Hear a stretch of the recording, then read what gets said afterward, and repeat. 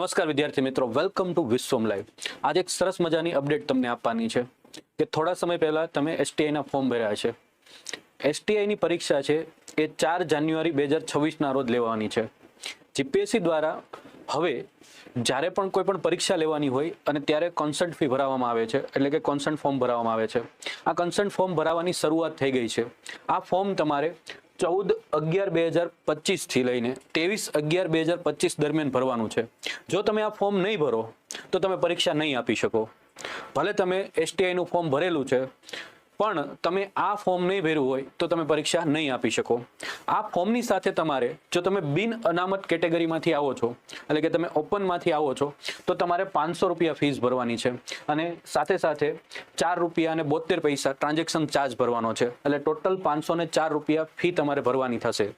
જો તમે અનામત કેટેગરીમાંથી આવો છો, એટલે કે તમે ઓબીસી, એસસી, એસટી કે દિવ્યાંગ કેટેગરીમાંથી આવો છો, એ તમે પુરુષ હોય કે મહિલા હોય, તો આ તમામ લોકોએ 400 રૂપિયા પ્લસ 4.72 ટ્રાન્ઝેક્શન ચાર્જ સાથે 404 રૂપિયા ભરવાના થશે।